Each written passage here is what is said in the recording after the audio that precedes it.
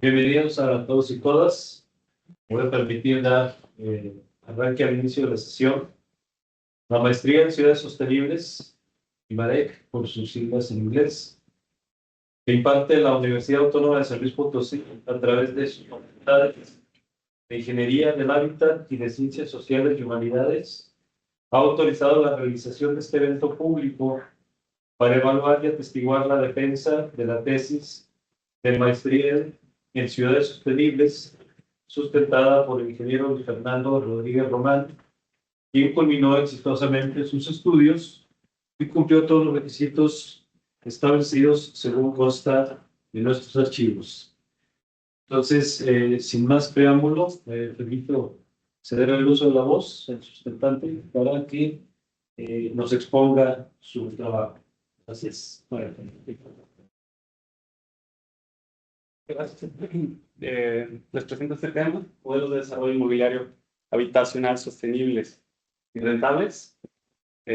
Básicamente el producto de esta tesis es una guía que acompaña los procesos de desarrollo en proyectos inmobiliarios, desde una visión que integra justamente estas dos variables, la sostenibilidad y la rentabilidad, y se enfoca en lo habitacional, más allá de solamente la vivienda, sino todo lo que nos permite vivir, que también involucra otras cosas, ¿no?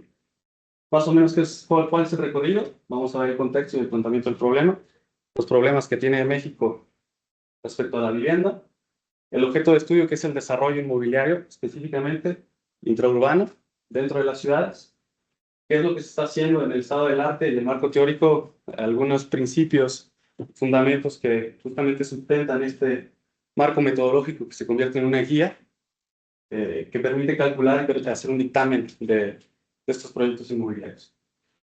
Después se aplica en un proyecto en específico, el proyecto Montesillón, y al final vamos a ver aportes, límites de esta guía y algunas soluciones.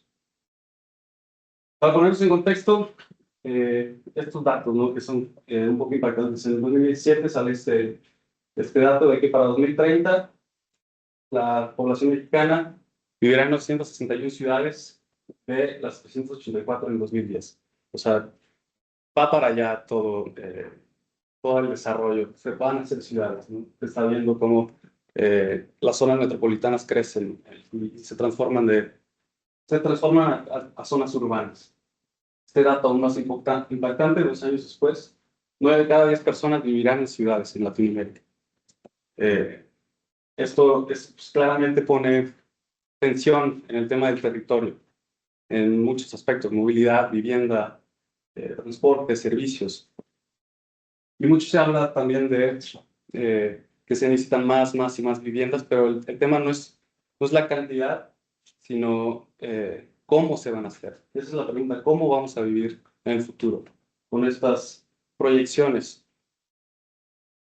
Y generalmente hoy el desarrollo inmobiliario se aborda desde este enfoque: la rentabilidad de corto plazo contra el desempeño urbano habitacional, o sea, lo mucho que nos permite vivir, digamos, en estos espacios habitacionales. Pero el argumento, digamos, de esta tesis es que no compiten esas dos, sino que se complementan entre mayor sostenibilidad, mayor actividad financiera, básicamente. Y justamente el vacío que esta tesis aborda es esa falta de herramientas accesibles para evaluar decisiones en el proceso de desarrollo. Para poner igual en contexto de qué es esta tesis, es lo que les decía: es una guía y un marco de evaluación para proyectos habitacionales intraurbanos. Básicamente nos permite definir qué mide este marco de evaluación y cómo agregar el desempeño. En dimensiones de sostenibilidad social, ambiental y económica, las fases, que son conceptualización, anteproyecto, ejecución y operación del inmueble, y las diferentes escalas, que es la ciudad, el barrio, el conjunto edificado y la unidad habitacional. Integrando estas dimensiones, habitabilidad, que generalmente, habitabilidad, sostenibilidad y rentabilidad financiera, que están fragmentadas, se evalúan de manera fragmentada, ¿no? La habitabilidad, los arquitectos son los que se especializan en ello, la sostenibilidad, pues algunos que son más ambientales o que se especializan específicamente en estas certificaciones LEED, BREEAM, y la rentabilidad financiera, pues los financieros, incluso otras personas pues, que simplemente tienen dinero, ¿no? Y que se enfocan en eso. Lo que yo veo es que esto está fragmentado, que se necesita un marco que integre estas disciplinas, y justo esta guía ayuda a identificar algunos riesgos en estas dimensiones, pone algunas decisiones y un dictamen de si se avanza o no se avanza en el proyecto y que lo traduce en más calidad espacial, más demanda y más eficiencia en el web. Un poco de los antecedentes, algunos datos duros otra vez. Hoy una de cada 4 viviendas en México es inadecuada. Por diferentes razones, ¿no? Materiales, falta de servicios, hacinamiento, etc. Otro dato relevante es 57% de los nuevos derechohabientes construyó su propia casa en 2020, sea por autoconstrucción o porque contrató a alguien o contrató albañiles. Es la manera que adquirieron. O sea, más de la mitad está adquiriendo su vivienda así, no tanto por el mercado inmobiliario. Y otro dato relevante es que una persona de ingresos promedio para comprar una casa de precio promedio que necesita 30 años sin gastar nada o 128 años pagando un crédito. Esto simplemente como que también pone en contexto lo desfasado que está la accesibilidad de la realidad. Y esto pues ha generado una vivienda, una ciudad dispersa, exclusiva, en el más sentido de que excluye. Y pues ha hecho que se desarrolle en el suelo barato y eso genera más costos urbanos, sociales, ambientales, más tiempo de transporte, carencia de trabajo, educación, seguridad. Y este tema que se ve hoy a la vivienda como un activo financiero más que como un derecho. La pregunta es cómo se garantizará este derecho también con los cambios y reformas que ha habido, que vamos a ver más adelante. Algunos antecedentes también más positivos es que sí hay alternativas, prácticas en diferentes partes del mundo, como la producción social del hábitat, las cooperativas de vivienda, la cesión de uso, la renta social, la vivienda colaborativa, entre otras. Y también hay herramientas que existen, como estas certificaciones ambientales, sociales, urbanas, y también bonos y beneficios para el financiamiento verde, llamémosle, y también asociaciones público-privado y comunitarias. Prácticas que, de nuevo, hoy están desarticuladas o fragmentadas. La sostenibilidad se ve como un extra, como un sello de certificación, y falta como esta articulación y un seguimiento en el proceso. Justamente ahí es donde entra esta guía, que se necesitan prácticas o herramientas integradoras para los distintos modelos para evaluar la factibilidad habitacional sostenible y financiera. De ahí más o menos este nombre, un desarrollo inmobiliario habitacional sostenible. El objeto de estudio específicamente de esta investigación es el desarrollo inmobiliario, como les decía, específicamente el intraurbano, que se aborda como un proceso, no se ve a la vivienda como un objeto o como un producto. Este proceso que va de adquirir suelo, las factibilidades que hoy en día recaen sobre simplemente aprobar la normativa y lo financiero, si eso pasa, se hace, ¿no? Y diseño, permisos, construcción, etcétera, de edificios, fraccionamientos, lotes, vivienda, que hoy están respondiendo al mercado, pero todo lo sostenible no es fundamental, por así decirlo, o no es parte de esa factibilidad normativa financiera. Y la pregunta es, pues, ¿cómo pasamos de vender unidades a hacer ciudad? Un poco para abordar esta complejidad del desarrollo inmobiliario en donde intervienen un montón de actores, de disciplinas, elementos. Es este diagrama, pues bueno, se ve tierra, estudio de mercado, análisis financiero, etc. Eso es el desarrollo inmobiliario, es un sistema complejo, emergente, con un montón de disciplinas, que cada decisión que se va tomando se va acumulando de alguna manera, y esto condiciona costos, riesgos, el desempeño habitacional. Y este es el argumento, porque en realidad esto habitacional y lo financiero se complementan. El reto es cómo aterrizarlo en un marco. Y este diagrama de alguna manera representa un poco de lo que se intenta aterrizar en esta complejidad. Que intenta definir qué es el desarrollo inmobiliario en diferentes dimensiones, escalas y fases, como ya los veíamos, ¿no? Fases, conceptualización y planificación. Y este concepto también es la propuesta, el valor habitacional, un puente entre el valor de uso y el valor de cambio, conceptos ampliamente estudiados, pero básicamente se refiere a esto, al desempeño urbano habitacional y a la factibilidad financiera. Al final del día, lo que comento es que se complementa. Y lo vamos a ver también más adelante. Hoy, como les decía, la factibilidad se toma por forma financiera y la normativa. Lo que les decía, si se pasa los usos de suelo, los costos del terreno, de la construcción, sale el proyecto. Y queda de lado el desempeño urbano habitacional. Y eso, básicamente, esos costos se externalizan hacia el futuro. Tiempo, salud, infraestructura. Y se compromete el valor habitacional. La calidad habitacional, la demanda incluso, la operación y los riesgos. Otra vez, esta guía busca integrar, digamos, esos procesos de diseño e integrar en esos procesos de diseño esos indicadores que aumenten su desempeño habitacional junto con los de la factibilidad financiera y no. La pregunta de esta investigación es cómo evaluar desde fases tempranas el potencial valor habitacional, urbano, socioambiental, financiero, para orientar la toma de decisiones en el desarrollo de proyectos habitacionales interurbanos en México. El supuesto metodológico a manera de hipótesis, que no es una hipótesis porque aquí no se hace un experimento como tal, es una propuesta simplemente de evaluación, es que al integrar estos indicadores de sostenibilidad en los procesos de planeación y diseño, permite identificar brechas y brechas refiriéndome a riesgos, oportunidades y tensiones y que impactan en el valor habitacional, ¿no?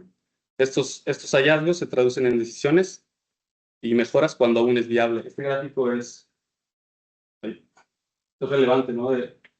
Conforme va avanzando el proyecto, la conceptualización del proyecto de construcción de operación, la capacidad de influir en el valor va bajando y los costos de hacer cambios pues, van aumentando. Por eso la parte importante, digamos, es en estas fases tempranas, es donde más se determina, digamos, este valor habitacional que puede tener. Bueno, nada más esta frase, ¿no? De evaluar no garantiza el éxito ni la sostenibilidad de un proyecto, pero permite decidir mejor cuándo, dónde invertir, cómo invertir. Entonces, el objetivo fue desarrollar esta guía de marco de evaluación para proyectos habitacionales para valorar su desempeño y factibilidad en los procesos de planeación y diseño, con el fin de orientar la práctica y toma de decisiones en el desarrollo inmobiliario. ¿Qué se hizo específicamente? Pues primero fue fundamentar y hacer esta investigación profunda para qué es el desarrollo inmobiliario sostenible y el valor habitacional. Se estructuró también este sistema de evaluación, esta guía, con dimensiones, fases y escalas, con indicadores, y se aplicó, digamos, esta guía en un caso piloto que vamos a ver a continuación. Diferentes justificaciones, la última es la que me parece muy relevante, pero la primera es en el tema urbano territorial, independientemente de los proyectos que se hacen, la vivienda hace ciudad. O sea, la replicabilidad de viviendas termina en construyendo la ciudad que habitamos, ¿no? Y eso nos afecta al final del día. Eso determina la localización, la accesibilidad y las oportunidades que las personas tienen para desarrollarse. En el tema profesional inmobiliario, básicamente, estas decisiones tempranas pues influyen en el riesgo, costo, tiempo, por lo tanto la factibilidad. En la parte metodológica, también profesional, es que esta integración de elementos que hoy son aislados, la evaluación del edificio, el barrio, la ciudad, o la sostenibilidad, la norma y las finanzas, con evidencia por fase, puede mejorar la práctica inmobiliaria. Y la institucional normativa, que cambió básicamente el año pasado, hace un año, 2 meses, una reforma en la ley de vivienda, artículo 4 constitucional, que en vez de decir ahora, antes decía, toda familia tiene derecho a una vivienda digna y decorosa, ahora es toda persona tiene derecho a una vivienda adecuada. Y ese cambio es muy relevante. ¿Por qué? Porque se suscribe, digamos, a lo que dice ONU Habitat sobre qué es una vivienda adecuada. Específicamente cosas muy relevantes en las que este marco entra de alguna manera. Habitabilidad, accesibilidad, ubicación, adecuación cultural, asequibilidad, disponibilidad de servicios, seguridad de la tendencia. Entonces la pregunta es cómo se va a garantizar este derecho. Y este marco de alguna manera entra, ¿no? Entra ahí, aquí se puede evaluar, se puede determinar si esto eh, es factible, cumple en garantizar este derecho. ¿Qué es lo que se hace hoy? Existen un montón de certificaciones en el mundo, LEED, BREEAM, FDB, en diferentes países. En México hay una y vamos a ver ahorita una muy concreta que me apoyó, de hecho, en armar este marco. Y básicamente lo que hicieron es permitieron que esta sostenibilidad se pudiera medir y auditar de alguna manera. Pero básicamente el problema de esto es que le ponen como un sello nada más. No es como es una auditoría también a veces externa, y no funciona como una guía, que es justamente ese hueco que también busca tener esta guía. También es complejo el análisis y definitivamente no integran la factibilidad financiera, está fragmentada, ¿no? Entonces, en los procesos de factibilidad de proyectos, por eso el argumento es, hay que integrarlo, ¿no? Aquí simplemente una tabla comparativa de estas diferentes formas de evaluar construcciones sostenibles en México, que como de manera general pues se enfocan mucho en la parte ambiental. Eso es lo que yo veía. También en el edificio. O sea, más justamente no va a escalas más allá del edificio, generalmente. Algunas sí, como que de hecho estos de LEED y BREEAM evolucionaron al barrio, a evaluar comunidades.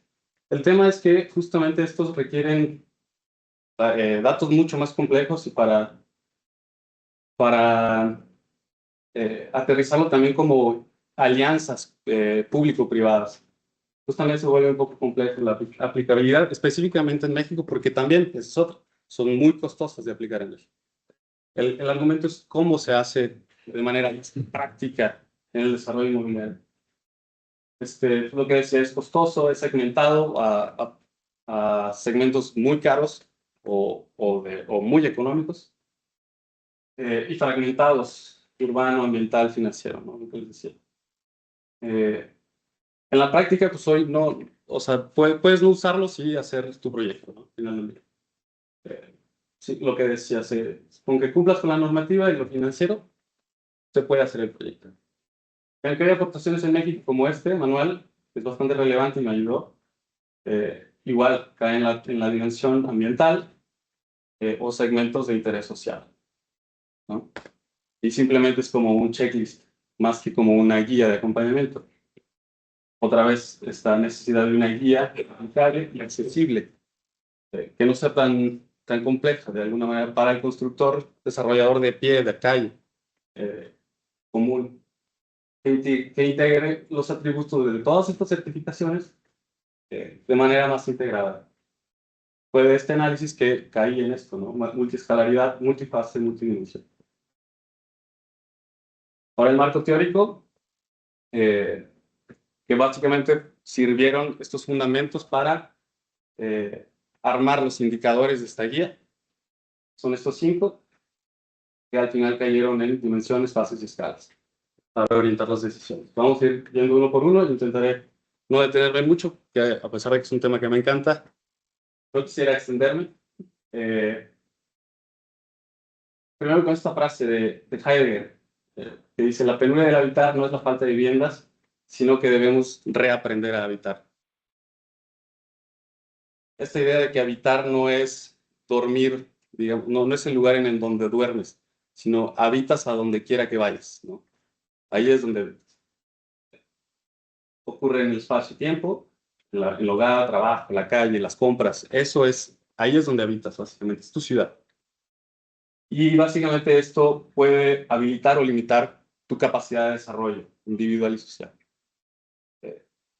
Aquí hay una teoría interesante que están estos espacios productivos, reproductivos y recreativos. Productivo, que es donde trabajas, eso es lo que haces, a lo que te dedicas. Los reproductivos, que tienen que ver con los espacios de cuidado, guarderías, hospitales, estancias para adultos mayores. Y recreativos, que es donde encuentras tu identidad, donde te encuentras con los amigos, donde haces deporte, cultura, etc. Y luego este concepto de habitabilidad, que es la capacidad del entorno para sostener lo cotidiano, que tiene que ver con la accesibilidad, el encuentro, la seguridad, el confort, en diferentes escalas que se interconectan, ¿no? La vivienda, la calle, el barrio, la ciudad. Que justamente también recae en esta parte. Aquí hay una frase que me gusta bastante, que dice: si la ciudad fuera una paella, la vivienda sería el arroz, como este elemento que más abunda, que más, pues sí, que más abunda y que aglomera los demás ingredientes, ¿no? Los servicios, el comercio, todo ello. Entonces la vivienda no está como aislada, sino que se conecta e impacta a las demás escalas. Por decir algunos efectos ejemplos de la ciudad, entonces la infraestructura, la movilidad, la normativa, el barrio, tiene que ver con la vida cotidiana, las redes de apoyo, el conjunto edificado, con accesos, plantas bajas, los espacios comunes y la unidad habitacional, el confort, que es la vivienda, ya la unidad, el hogar, digamos, confort, flexibilidad, progresividad. Y pues de esta integración es que depende la calidad del valor del espacio habitado. Algunos principios arquitectónicos que igual pudiera hablar por horas, pero no quiero detener. Esta idea que conecta muchos principios por ejemplo, la calidad de vida urbana depende de la diversidad, la proximidad, conectividad y ojos en la calle, enfoques en la escala humana y valor del espacio público domesticado que invita a quedarse e interactuar. Estas son ideas muy de esta idea de la ciudad suave, de Jane Jacobs, de Jan Gehl, grandes pensadores en este tema de la ciudad, de la arquitectura, de la calidad espacial, de alguna manera condensadas, ¿no? Estos principios, de alguna manera, los intenté aterrizar en la guía. Algunos otros: movilidad activa, plantas bajas activas, el encaje urbano, que me gusta, que es que el proyecto se adapta al entorno y no el entorno se adapta al proyecto. La flexibilidad y progresividad, que es que una vivienda puede cambiar en el tiempo, adaptarse a nuevas necesidades, etc. El espacio público como extensión de la vivienda y la participación e identidad como parte de la aceptación de estos proyectos, que en este contexto de la vivienda adecuada, la adecuación cultural cobra relevancia. Y luego la sostenibilidad en el desarrollo urbano habitacional. Yo lo veo como justamente este proyecto donde su viabilidad y desempeño durante su vida no traslada los costos o riesgos en el futuro, o a los hogares presentes y futuros, ¿no? Eso tiene que ver con la sostenibilidad, que en el marco de Brundtland se aterrizó en estos tres conceptos de alguna manera. Sostenibilidad social, ambiental y económica. Justamente aquí hay una distinción en el tema económico. Una cosa es la economía local, que tiene que ver con la capacidad de generar empleo, de prosperidad local, de bajo mantenimiento. Esa es la sostenibilidad económica. La sostenibilidad financiera, pues básicamente es que sale positivo en sus finanzas, ¿no? En el flujo financiero sale bien. Y me queda claro que sin rentabilidad no se materializa, pero sin sostenibilidad pierde valor este proyecto. Acá simplemente cómo hay un montón de conceptos y teorías que se conectan en diferentes escalas, en diferentes dimensiones, Pues por decir algunas, por ejemplo, en la escala urbana, en la densidad diversidad, está la ciudad de 15 minutos, la ciudad suave. En la escala barrial y el espacio público, los ojos en la calle. En la escala del conjunto y la sostenibilidad social, las redes de cuidado.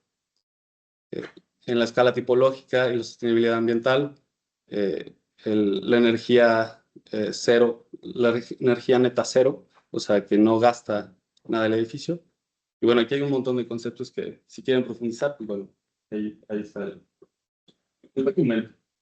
Y luego este concepto del valor habitacional, que es relevante porque básicamente es lo que busca traducir, o es la lectura que busca generar esta guía, el valor habitacional. Y lo que busca justamente es este puente entre el valor de uso y el valor de cambio, que básicamente es este desempeño urbano habitacional, y el valor de cambio se refiere pues, al dinero, o sea, que, al número que algunas veces puede ser especulativo incluso. Entonces, ¿cómo se integran estos dos? Esta percepción del valor del inmueble. Y se conectan pues, porque al final lo habitacional está en lo construido, ¿no? En lo real, en lo habitable. Por eso se conecta. Pues sí, esta idea, ¿no? De que no compiten, se condicionan.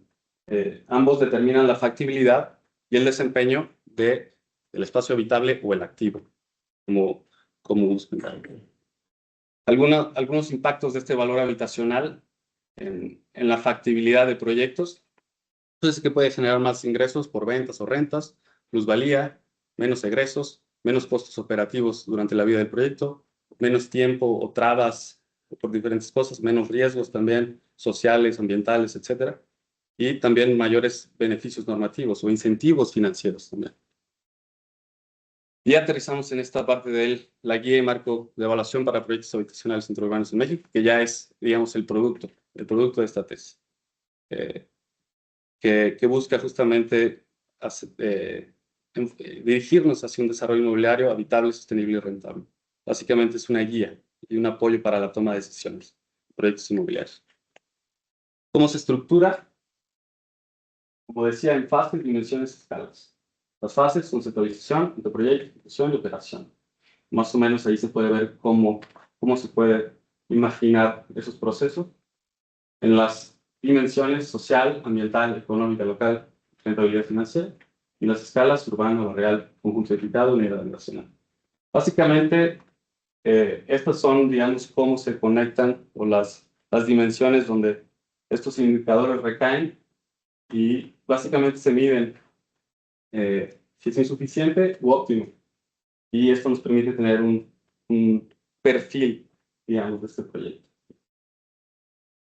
¿Cómo funciona? Básicamente, con evidencia, sea del entorno, del contexto, del proyecto, de las finanzas, por fase, se evalúan estos indicadores, se hace un modelo financiero también, que justamente es esa integración de la sostenibilidad con lo financiero, y nos permite tener como este desempeño, que genera externalidades básicamente negativas o positivas, y nos permite tener un resultado del valor habitacional y el dictamen, si se avanza, se condiciona o mejor no se avanza.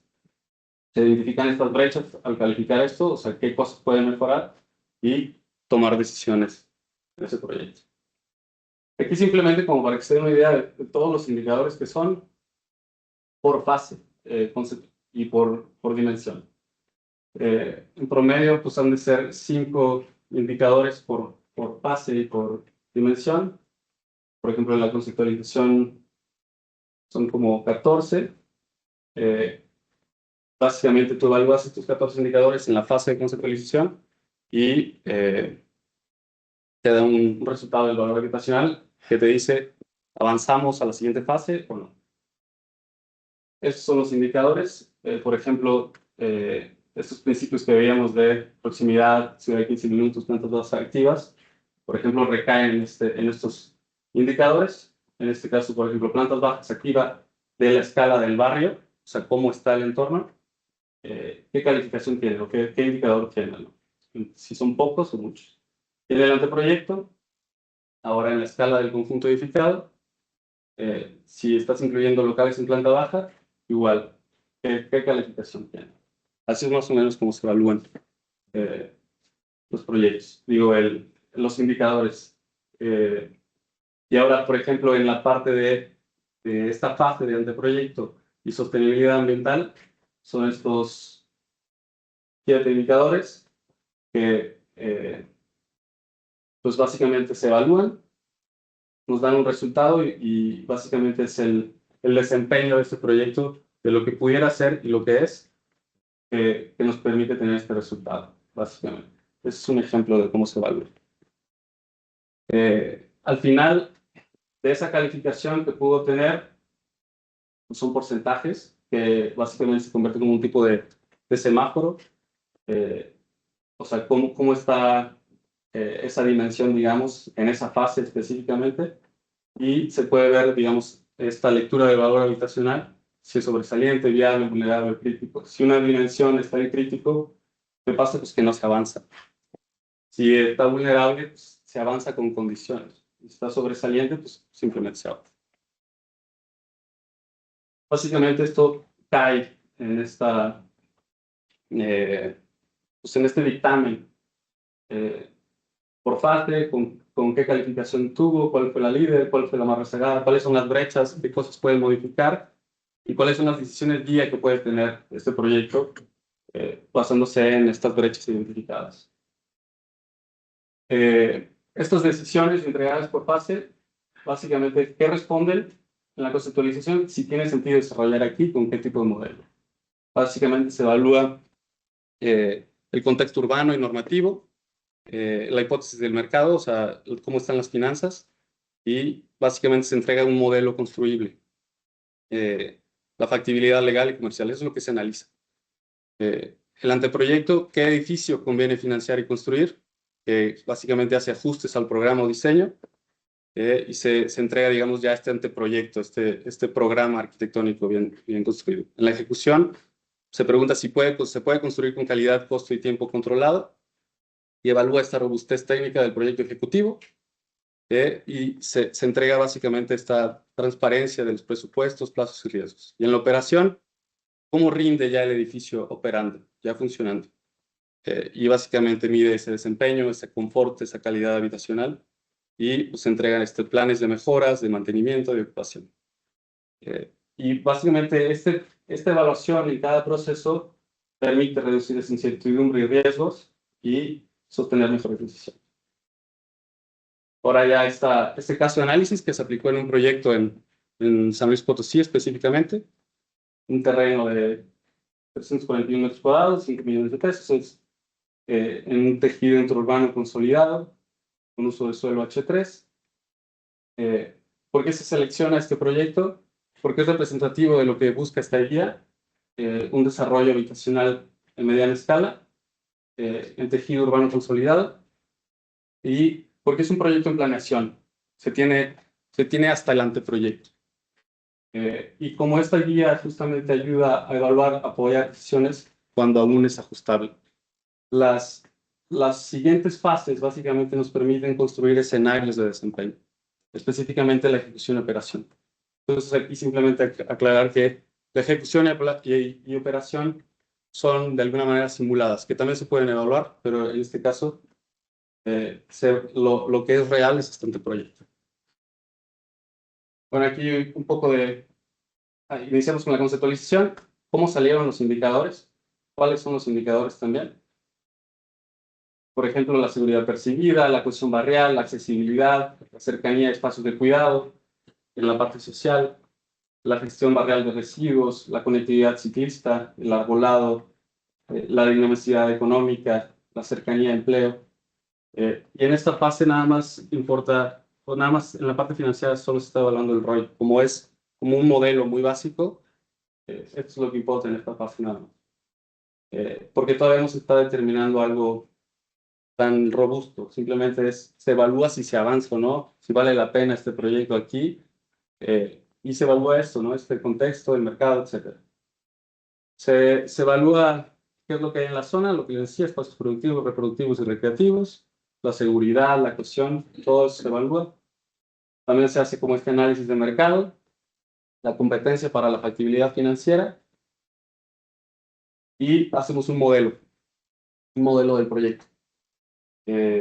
Saber cuántas unidades se van a construir, cuántos metros cuadrados se van a hacer,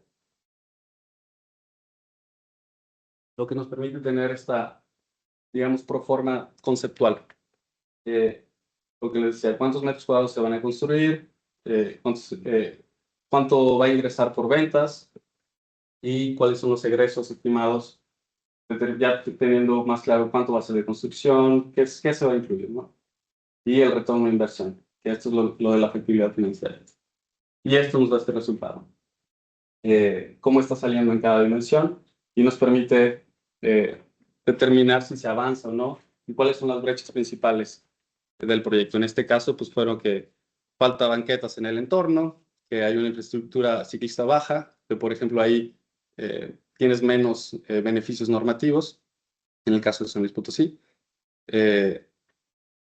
y pues que hay una gestión barrial de residuos débil, ¿no?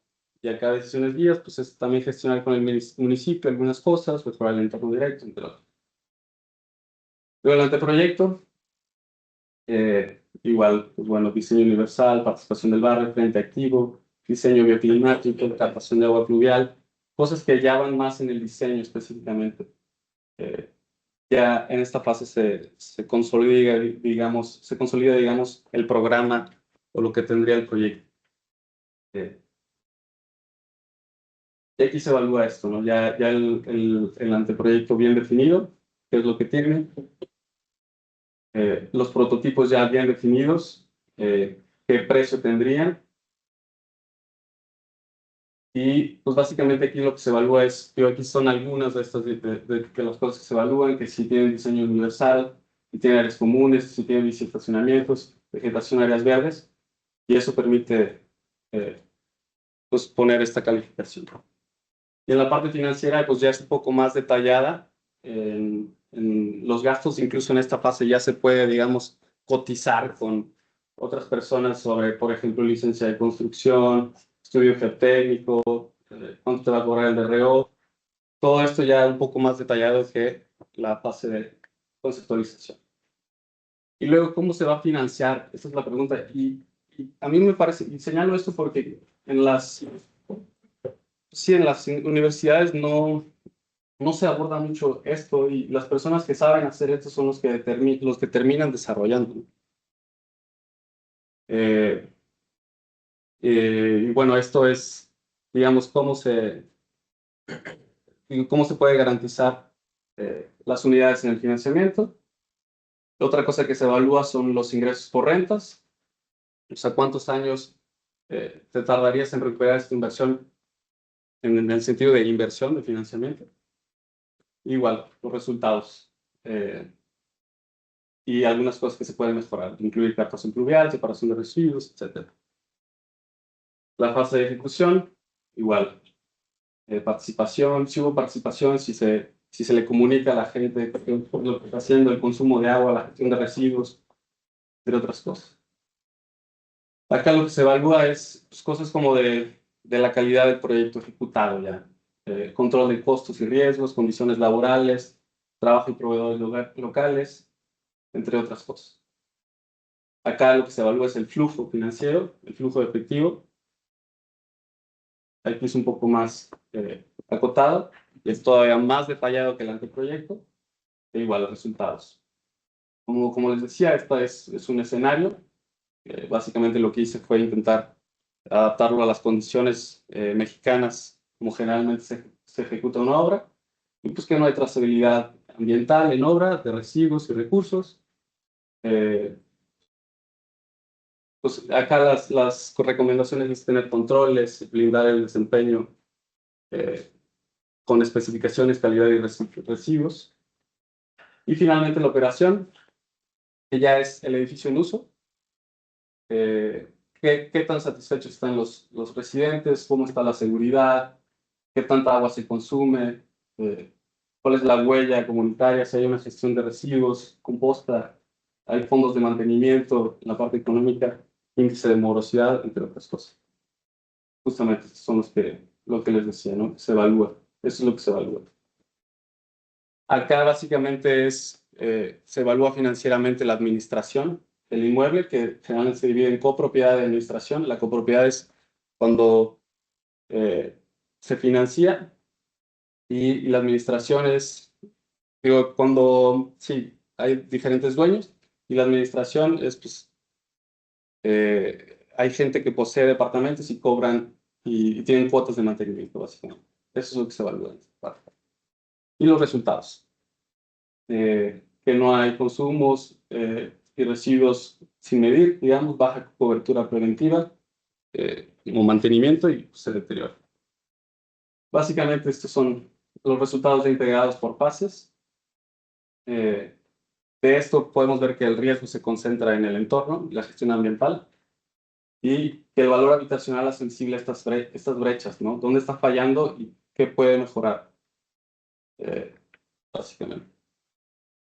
Y ya como un poco de cierre, pues básicamente se ve a este desarrollo ya como una arquitectura de procesos, no de objetos. Luego se idealiza demasiado el objeto arquitectónico.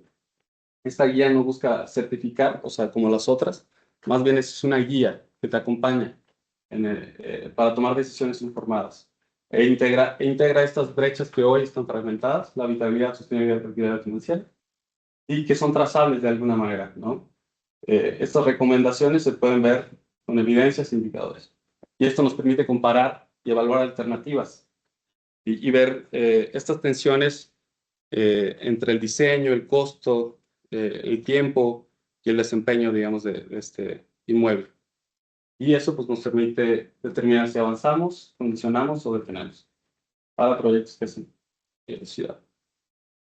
Y finalmente, en líneas de investigación futuras, valdría la pena que estos indicadores se pudieran ponderar, que no solamente fuera un promedio así tal cual. Para eso, pues también por los alcances de esta tesis, pues nos alcanza, valdría la pena un consenso experto por el método de Delphi o un análisis jerárquico con otros expertos, escalarlo a otros casos y otras tipologías, en otras ciudades, en otros mercados.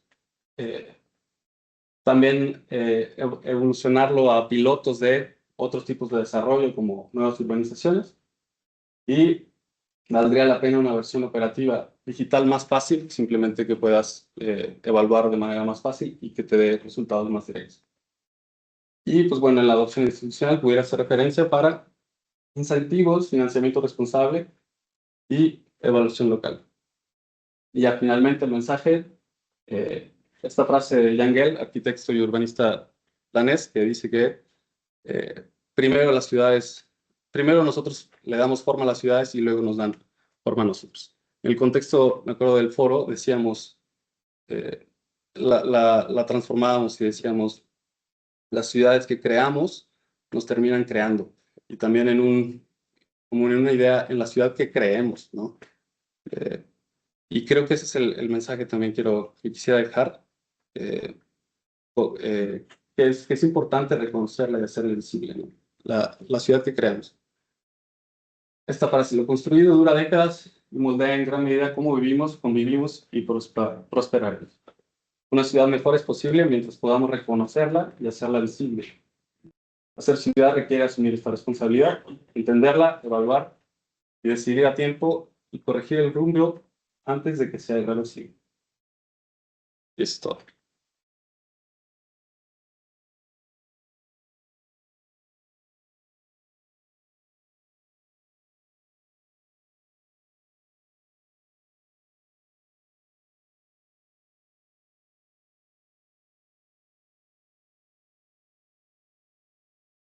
Muchas gracias por la presentación, Fernando. Creo que sintetiza muy bien toda tu propuesta.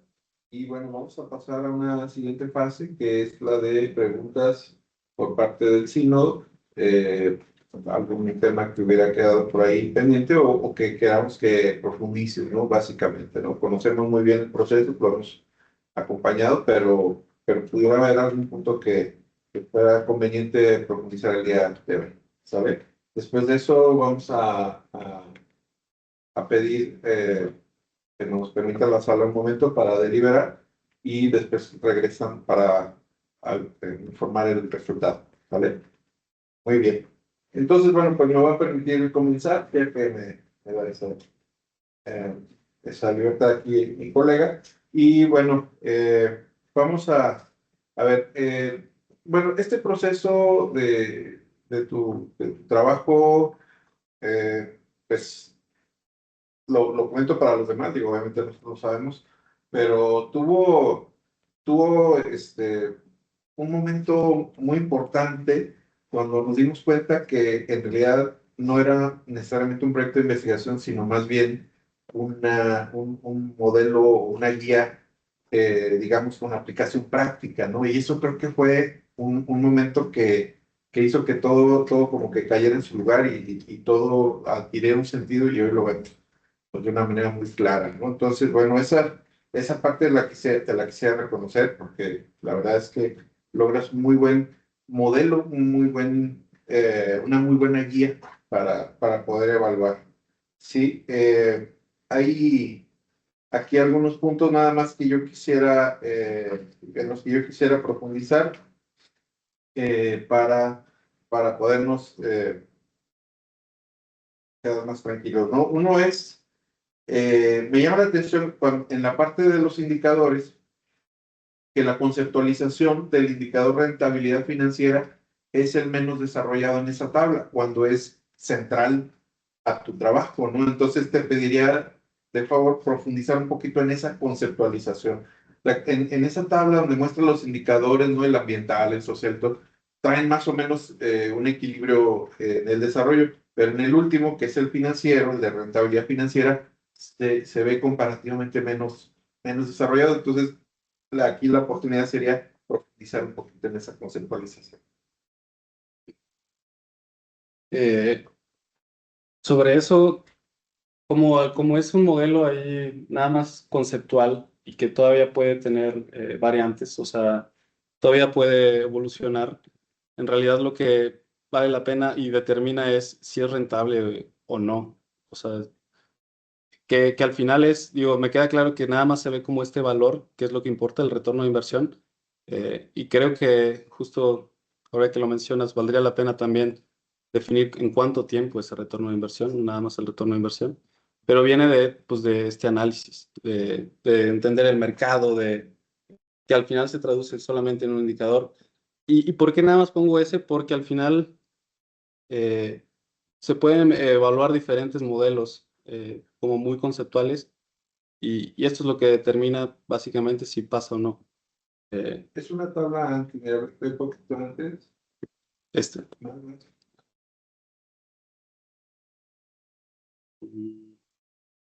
Esa. Ya. Esa. Justamente si te fijas en la columna de conceptualización, te digo, viene más o menos un equilibrio en el desarrollo, pero la última, rentabilidad financiera, que es central en tu trabajo, veo poca descripción de la conceptualización y eso es lo que te pido como que nos profundices un poquito. Ya. Pues sí, básicamente la rentabilidad se determina por ingresos y egresos. Cuánto vendes y cuánto te cuesta. Y esa diferencia, eh, digamos, entre lo invertido es el retorno de la inversión. Eh, y por qué lo acoto nada más a eso? Porque en realidad eso es lo que pues determina si vale la pena seguir avanzando o no. Incluso, y sí lo pensé porque puedes evaluar más cosas como, por ejemplo, digo, y que me parece relevante lo de poner también el tiempo ahí.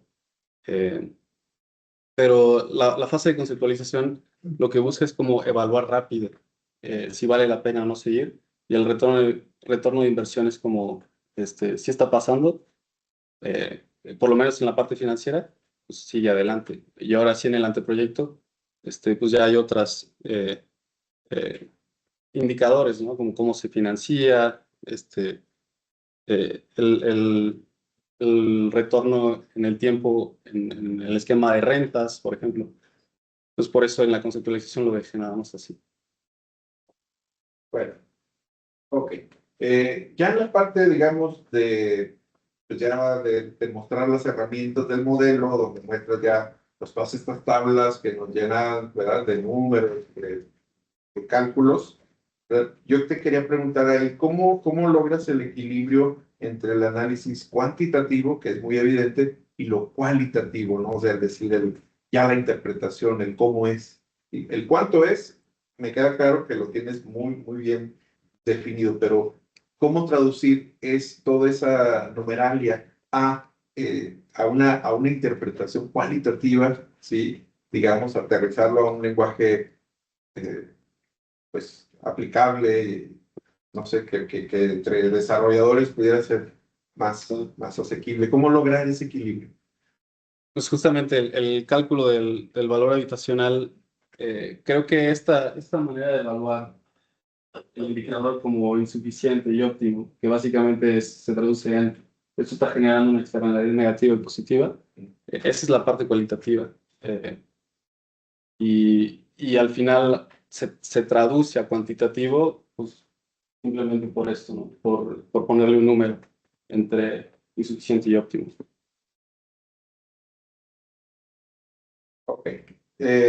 Vamos a cambiar entonces de tema. Un punto que también a mí me llama la atención de este modelo y te digo, precisamente porque lo veo muy bien desarrollado, muy detallado, es el tema de la aplicabilidad en las diferentes fases del proceso del desarrollo inmobiliario. Tú dices que, bueno, por ser la etapa en que se pueden hacer ajustes, es la etapa del proyecto. ¿Sí? Y en ese punto coincido contigo. Pero ¿qué tan aplicable sería, por ejemplo, este modelo en productos ya terminados? ¿Sí? Esa parte de la evaluación, que creo que es un campo que no hemos explorado, lo platicamos varias veces, que es un campo poco explorado aquí y que en otros países sí se está realizando ya la etapa de evaluación.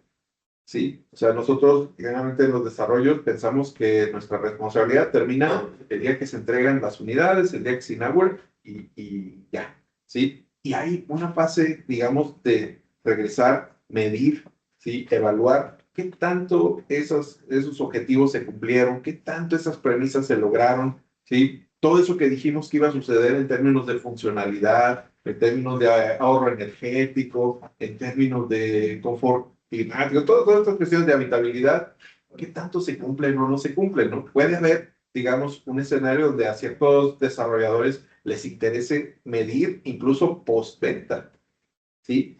Donde ya, como bien lo dices, a lo mejor ya hacer un ajuste o un cambio, pues ya no es a lo mejor tan fácil, pero aún así, pues creo que considerando el tamaño de la inversión, pues se entendería, ¿no? Que cierto inversionista quisiera saber qué tanto se logró, qué tanto se cumplió, ¿no? Y a lo mejor ir sobre fianzas, ¿verdad? Para ajustar, ¿no? Digo, como la de Vistro Books y entre otras, ¿no? Pero ¿qué tanto le ves aplicabilidad a productos ya construidos? Ya. Se pudiera evaluar, digamos, el proceso desde las fases tempranas que tuvo y decir, acá fue donde fallaste, ya en un proyecto terminado. Pero creo que justamente algo que integro y que también justamente no pasa es el evaluar la operación, que, como dices, el desarrollador lo que busca es vender e irse lo antes posible. Y acá ahí en la operación, pues justamente si tiene una estructura financiera, si hay participación, si hay un fondo de mejoras, todo esto incluirlo me parece relevante y esa es la parte que sí se evalúa justamente en lo ya construido. Entonces, de alguna manera sí lo integro, por lo menos en esta fase de operación. Te lo digo porque, bueno, yo creo que como desarrollador te pudiera interesar obtener un cierto aprendizaje, un cierto conocimiento de cada experiencia, pues para mejorar futuras, ¿no? A lo mejor esa ya no la puedes resolver mucho, pero entonces en la siguiente poder prever eso, ¿no? Entonces ahí hay un campo también interesante de aplicación, un nicho de oportunidad. Y bueno, hace un momento platicaba ahorita justamente con un amigo y colega de los huecos legales que existen en el desarrollo inmobiliario que pues han permitido malas prácticas, el surgimiento de cárteles inmobiliarios, justamente en estos vacíos legales, en esos huecos. ¿Qué tanto consideras esa parte normativa legal? ¿Qué tanto se pudiera reforzar para evitar justamente esto que, pues, cada vez escucha uno más estas historias de terror de los cárteles inmobiliarios, cómo pueden despojar a la gente de sus ahorros, de su capital, con una facilidad impresionante, ¿no? Con tecnicismos legales. Claro. Creo que justo ahí entra el tema de la dimensión de la sostenibilidad social, porque durante el proceso de evaluación, justo algo que evalúa, por ejemplo, es qué tanta comunicación hay con el barrio, qué tanto se adapta a las necesidades que hay en el barrio. También si es asequible. Bueno, por lo menos esta parte de la dimensión social también me parece relevante evaluarla y en términos como de si pudiera aplicarse en instituciones que ellos pudieran evaluar este tipo de cosas, pues determinar, sabes que estás fallando en esto. Por lo tanto, no avanza.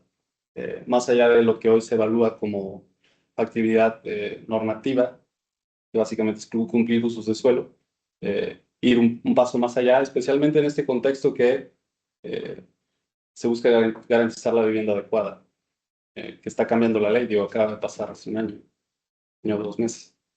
Entonces, creo que pues pudiera entrar de alguna manera o poner por lo menos un saque, un punto de partida de esta guía para esa conversación. Y para terminar, un último punto que quisiera tocar contigo y que, bueno, lo hemos platicado mucho en los cursos, en los seminarios que hemos compartido, que es el tema de la participación ciudadana, la participación vecinal. ¿Qué valor le das a esta posibilidad de que los vecinos, las personas puedan realmente incidir en la transformación de su hábitat? Porque me queda claro que en las etapas de planeación, de construcción, pues muy poco espacio tienen para participar. Realmente su espacio, su oportunidad de participar es en el uso, ¿sí? Cuando ya están las condiciones ya dadas, ¿no? Entonces, ahí es donde empieza realmente, pues esa posibilidad, ese espacio, ¿sí? Para que los vecinos puedan incidir en la transformación de su espacio, en la solución de problemas comunes, ¿sí? A través de la participación vecinal, ¿sí? ¿Qué valor le das a eso? Pues sí, justo algo que evalúo es el diseño participativo. Digo, aquí dice participación del barrio, pero en realidad se refiere a ese diseño participativo. O sea, que si la gente participa y justo por eso hablo de que no está peleada la factibilidad o rentabilidad con lo sostenible, específicamente en este tema que recae más en lo social, la participación, porque al final, si tú lo atiendes, generas algo que el entorno demanda y por lo tanto pudiera ser más rentable, ¿no? O más demandado, por lo menos. Eh, entonces, sí se integra el diseño participativo, por lo menos en un indicador del anteproyecto y también en los otros, por ejemplo, en la de ejecución también, que se le dice, digamos, al barrio de que se va a construir aquí, o sea, que todos estos impactos que puede generar la construcción, también en la operación, que se evalúa qué tanto están participando los usuarios para las mejoras, qué actividades están haciendo. Entonces sí busco integrar la participación.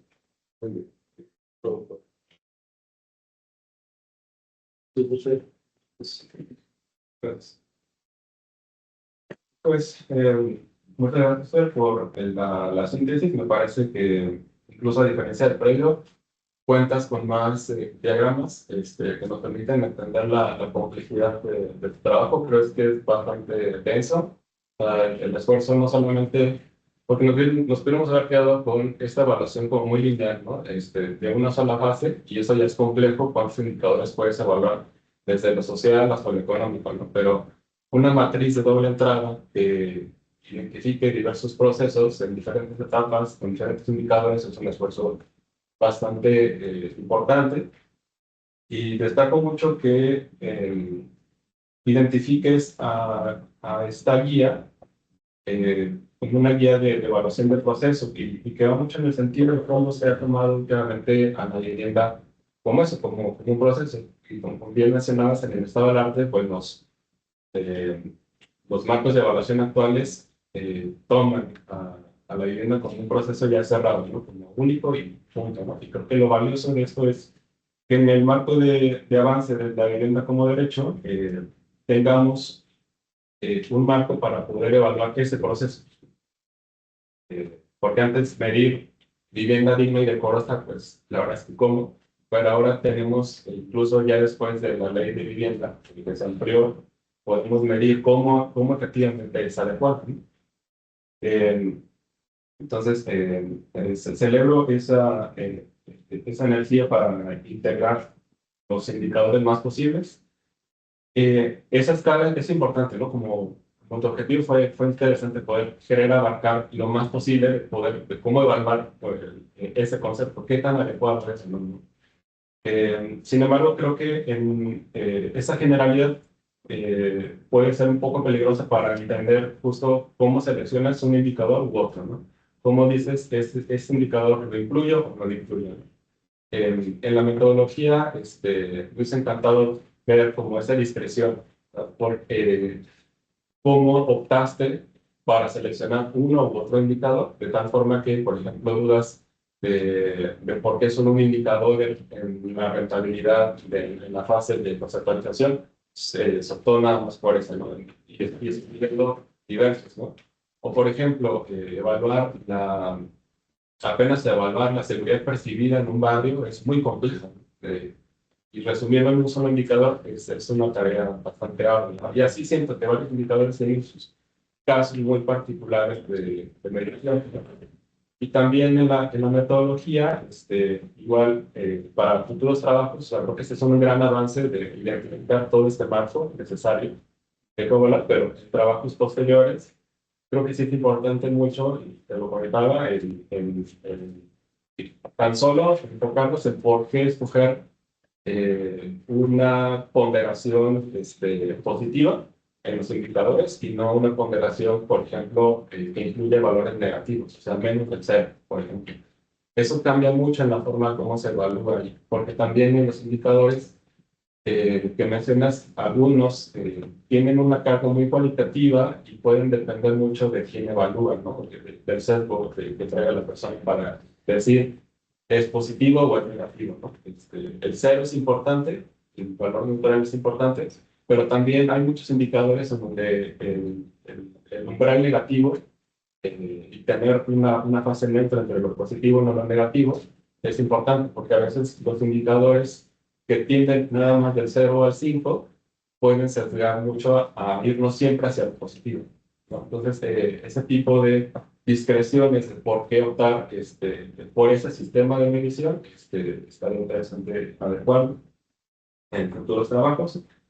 Y bueno, tengo una pregunta que se refiere al enfoque que le diste en el problema de estudio, que te concentraste en el estudio de desarrollos superiores habitacionales intraurbanos. Me gustaría que pudieras explicar por qué solamente en lo intraurbano y en este contexto, si el desafío mayoritario de la ciudad es autoconstrucción, o sea, si la mayor parte de la ciudad es autoconstrucción, eh, y si los desarrolladores están incluso ahora optando por la periferia, donde justamente buscan reducir los costos y demás, ¿por qué concentrarte en lo intraurbano? Y si este modelo se aplicaría en la periferia, ¿qué cambiaría? ¿No? ¿Solo la información que tienes o cuál fue el criterio? Mira, sobre lo intraurbano es también justamente intentando apelar a esto de la vivienda adecuada que interviene ubicación, cercanía a servicios, etc. Independientemente de eso, creo, o sea, se puede evaluar un proyecto incluso de escala más pequeña en la periferia, pero probablemente en muchos indicadores, específicamente de la conceptualización, salga bajo en el tema del valor habitacional. ¿Por qué? Porque su desempeño urbano habitacional es bajo, porque no hay cercanía a servicios, porque pienso que sí se puede evaluar. Y de hecho, justo lo que buscaba es que esta guía no fuera una herramienta más costosa y poco práctica. Por eso también mencionaba que el constructor, desarrollador común pudiera aplicarlo de manera simple, que tiene que ver con esto que comentabas al inicio de los indicadores. A mí me queda claro que valdría la pena ponderarlos, con justamente un consenso más eh, grande. eh, y también tomar en cuenta esto de los valores negativos. Lo que buscaba con el cero es que justamente es una externalidad negativa, pero también sé que puede caer en sesgo según quien evalúa. Pues la intención era mucho también como un primer saque, como este, está esta propuesta y hay que mejorar todos estos indicadores, etcétera. Pero pues sí, la idea es que esto pueda funcionar a diferentes contextos, incluso en las periferias. Ok. Y en ese sentido, también la otra pregunta sobre el tipo de perfil que debe cumplir, ¿no?, la persona que aplique esta guía. O sea, mencionabas que el concepto de desarrollo inmobiliario, que escribiste varias palabras al inicio de qué es lo que abarca, ¿no? Y incluso este, pusiste la palabra autoconstrucción, lo cual justamente da un poco de dudas, ¿no? Como de quiénes son los actores que eventualmente deben aplicar esta guía, sobre todo por el grado pues, de conocimiento que requiere comprender una diversidad de conceptos, ¿no? Son muchos, ¿no? A los cuales requiere cierta sensibilidad, ¿no? Y para algunos actores quizás no les sea tan atractivo alguno, pero para otros quizá tanto, o a otros sí. Por ejemplo, con el tema de la autoconstrucción, pues bueno, también tengo dudas si esta guía se enfoca únicamente al sector formal o qué tanto realmente el sector llamado informal lo puede aplicar, ¿no? Y esto lo digo porque y es interesante cómo otra vez volvemos al tema de las decisiones, porque los procesos de autoconstrucción, o la toma de decisiones en los procesos de autoconstrucción, son muy distintos a la toma de decisiones en los procesos de producción formal. Eh, la autoconstrucción tiende a priorizar siempre, incluso la cantidad de espacio, ¿no? Estudios de autoconstrucción o de producción de vivienda destacan que las viviendas de producción son hasta 5 veces más grandes que las viviendas de producción formal. Entonces ahí hay contrastes diferentes entre cómo toma un actor ciertas decisiones que prioriza el proceso de largo plazo, como la producción, a procesos de corto plazo como los procesos de producción formal, ¿no? Entonces ahí justo tengo esta distinción de realmente qué tipo de perfil puede cumplir la persona que aplica esta guía. Mira, em, pues lo que buscaba es que fuera una guía práctica, que la pudiera usar pues, distintos actores. Eh, ¿Qué es lo que necesita como los requisitos? Por lo menos el suelo, ¿no? La tierra. Y después paciencia para leer esta guía eh, y, y pueda entender cómo es el proceso o algunos pues sí, estos principios que puede aplicar, etcétera. Justo con lo que mencionaba al final, ¿no? Algo no se puede mejorar mientras no lo puedas ver. O sea, y algo que busca esta guía es que puedas ver diferentes aspectos que puede fallar un proyecto en diferentes dimensiones, escalas y fases. Eh, entonces, pues, si una persona tiene la voluntad de desarrollar, esta guía le puede incluso ayudar a estructurar sus finanzas, que justamente es algo que es lo que mencionaba, el arquitecto conoce muy bien el tema de habitabilidad, de sostenibilidad, pero el que termina desarrollando es el que sabe sobre las finanzas. Entonces, esta guía también le puede ayudar a un arquitecto a estructurar financieramente su proyecto. Bueno, ya por último, ¿cómo crees que la guía puede ser más interactiva, las sesiones más difíciles? Hay, entiendo que identificas con estas brechas en las que si no tomamos una decisión clara aquí, las externalidades van a ser catastróficas, ¿no? Pero estas decisiones muchas veces o le damos la vuelta o no las queremos ver, ¿no? Pero, y aquí un poco lo vinculo con una visión quizá futuro, podría existir la forma de ofrecer algún escenario de, a ver, si no tomas esta decisión, te va a afectar de esta manera, pero ¿cómo hacernos atractivo que esos resultados negativos realmente impacten en la toma de decisión actual para que se haga un cambio? Sí, justo lo que busco en este dictamen que, que se hace es decirle cuáles son las brechas, o sea, en qué estás fallando concretamente, cuál es la decisión que pudiera mejorar y cuál es el beneficio que eso puede traer, cómo impacta en ingresos, plusvalía, costos operativos, tiempo, riesgo. Y probablemente viendo esto no le llama la atención, pero eso sí, ¿no? O sea, decir, ok, si hago esto, probablemente la gente del barrio esté más de acuerdo y me ponga menos trabas. Y por lo tanto disminuyo el tiempo y mi tasa interna de retorno sube. Y eso es lo que puede llamar la atención al desarrollo. Pues digo, para ti, ¿cuál fue la parte más compleja, retadora de todo el trabajo? Mis asesores, nada. No, la verdad es que muy agradecido. Pues intentar aterrizar esa complejidad. Que eran demasiadas cosas y me lo decían mucho, ¿no? Que era un mundo lo que yo traía y era como lo acoto y eso fue la parte para mí más difícil, como condensar algunas cosas en este trabajo. Bueno, Gracias. Bueno, pues ya para concluir, que fui tu director, quiero comenzar primero resaltando el aporte de tu trabajo, que creo que bien pudieron haber sido dos trabajos distintos. Y no te lo he hecho porque hasta ahorita lo llego a comprender de esa forma, en esa dirección, hasta ver ya tu exposición completa, ¿no? Y de principio a fin, bien podrías haber hecho un trabajo meramente teórico, que aquí no realmente los y las asistentes seguramente aprendieron mucho sobre vivienda, sobre desarrollo inmobiliario. Y a lo que voy es, creo que algo importante es comprender justamente estas diversas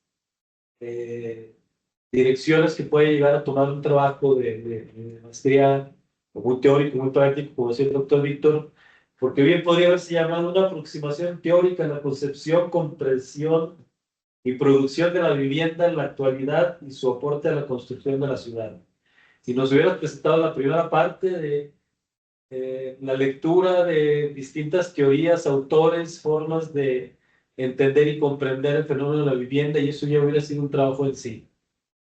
Y es importante que tú vayas tomando en cuenta. Sin embargo, entiendo que tuviste que hacerlo por tu formación de ingeniero y en esa sed de conocimiento, de adentrarte al problema, tuviste que profundizar y profundizarte más, inclusive, que creo que muchos arquitectos podrían llegar a hacerlo. Entonces, sí hay que separar muy bien la parte teórica, que en muchos casos a lo mejor hasta ni se liga directamente, no, muchos sí, con la segunda parte, que es ya la práctica, la guía metodológica, ¿no? Entonces, pues, primero felicitarte porque hiciste una síntesis, repito, de un montón de autores, teorías, pensamientos y formas de abordar el fenómeno, repito, de la producción de vivienda en la actualidad, ¿no? Y lo segundo, pues, das efectivamente una guía que también puede ser muy útil para distintas carreras, para al menos guiarnos en distintas fases o lo que tú hiciste, una clasificación, que sería la segunda parte que iba a mencionar, el segundo aporte importante de entender cómo se conceptualiza desde esas fases que tú ya tienes identificadas y luego a qué nivel de escala física o espacial se refiere, ¿no? Desde un producto, un objeto individual separado, hasta ya conjuntos barriales, o un conjunto urbano de desarrollo inmobiliario, el barrio y luego ya la ciudad, ¿no? Y finalmente las dimensiones, ¿no? De esas tres fases de comprensión del fenómeno que está estudiando la producción de la vivienda, creo que también me parece un aporte en sí mismo, ¿no? De este trabajo. Entonces, comienzo justamente haciendo esa clarificación y ese aporte de este trabajo. Tengo un montón que seguramente también aquí al público asistente le genera un montón de preguntas, dudas y demás, porque eso es sumamente complejo, ¿no? Si no, pues todos nos dedicaríamos a hacer desarrollos y a venderlos y a sacar lana, ¿no? Pero la verdad es que no sé si tiene muchas aristas. Y aquí nada más, sí, primero unas reflexiones de que efectivamente tú mencionas un 57% de nuevos derechohabientes que no están accediendo al sector inmobiliario formal, por así llamarlo, sino que precisamente sabemos que nos dedicamos a esto, que el 60% aproximadamente son gente que ni siquiera se con un arquitecto, ¿no? Que vivimos ahí con esta máxima de todos, tenemos un poco de músico, poeta y loco, y de arquitecto, diría yo también, o diseñadores, entonces todo el mundo dice, yo, pues, no, yo sé, y le hacemos eso. Entonces, ¿cómo acercar ese valor? Sería una cuestión que quedara pendiente, cómo acercar esta propuesta a todo ese público que presente es el mayor, y son los que hacen ciudad, justamente, peyorativamente hablando, porque entendiéndolo desde tu perspectiva, hacer ciudad es otra cosa, ¿no? Pues de la perspectiva de los teóricos. ¿Cómo acercar esto o cómo hacer de su conocimiento para que también ellos vieran el valor que tiene este producto, ¿no? Que son los más, repito. Y por otro lado, a los que se dedican al sector formal, pero que nada les interesa justamente eso, tener el objeto, el producto y recobrar mi dinero y mi utilidad y ya me voy, ¿no? Y a lo que sigue. Entonces, eso es interesante también desde la perspectiva, creo que por ahí hacía una pregunta a Víctor, en ese sentido, desde el punto de vista de cómo que pasar esto a norma, ¿no? Que no sea nada más, yo quiero ser mejor y hacer mejores proyectos y sí tener mayor rentabilidad, quizá. Y ahorita digo esa palabra porque voy a ahora hacer una pregunta concreta, ¿no? No hacerlo así como un curso, una especialidad en este campo, sino cómo llevarlo realmente a que lo pudieran aplicar, desarrollarse y comprendieran el impacto positivo o negativo que puede llegar a tener su producto, ¿no? Y que van a la mano con estos 7 elementos de la vivienda adecuada, que ahorita que vi tu exposición, digo, son 7, deberían de ser más porque los 7 elementos de la vivienda adecuada solamente comprenden la vivienda aislada, ¿no? Pero no están integrando, entonces, se mencionaba ahí servicios, infraestructura del punto 2, pero se refiere a la vivienda en sí, ¿no? Y servicios de alumbrado, de drenaje, agua, pero no ve más allá más que el producto. Entonces creo que la vivienda adecuada desde esta perspectiva, nuevamente yendo al aporte de tu trabajo, debería ser mucho más que 7 elementos, ¿no? Para que realmente fuera una vivienda adecuada con equipamiento, con servicios, con usos mixtos, con áreas para desarrollo comunitario, etcétera, etcétera, que realmente no los tenemos. Entonces, digo, hay un montón de cosas que nos extenderíamos a hacer. Yo no quisiera cansar aquí a los y las asistentes, sino nada más, una recomendación y al final dejo la pregunta. Creo que habría que sopesar o más bien separar tu guía en aquellas que efectivamente, o sea, no se requería todo un curso para ver todos y cada uno de estos temas. Como decías, tú hay que tener paciencia para leerlo, ¿no? Yo creo que más bien a través de un curso. Pero separar lo que es exclusivamente del objeto, de lo que son conjuntos habitacionales que involucran varios edificios, donde ya se pueden aplicar indicadores que no corresponden en todos los casos A una vivienda no se le puede pedir áreas comunes, o a un edificio no se le puede pedir eh, temas que tienen que ver con ya una pluralidad de lo que provoca, ¿no? Un entorno y que por ahí traes indicadores, inclusive para medir lo que hay en un radio, hasta qué distancia podemos nosotros decir qué es lo que está sirviendo al producto, ¿no? Entonces, creo que si esto se presentara así, como digo yo, a ver, estos indicadores son exclusivos para el objeto aislado, estos para un conjunto o un desarrollo inmobiliario, y luego estos otros que aplican para las externalidades que tienen que ver con el contexto urbano. Sí, líneas de autobús, parques, hospitales, no todo puede ser atribuido al desarrollador. Podrá servirle de guía para decir, si me pongo ahí o no me pongo ahí. Me va a retornar, no va a retornar el dinero que quiero. Entonces, a ver, como un estudio de factibilidad de localización del proyecto, pero no tanto en sí del proyecto. Entonces, ¿cuáles aplican para qué casos? Así, simple y sencillamente, esa es una recomendación. Eh, es decir, clasificar indicadores por escala, por tipología del proyecto y también por el momento del desarrollo del proyecto, ¿no?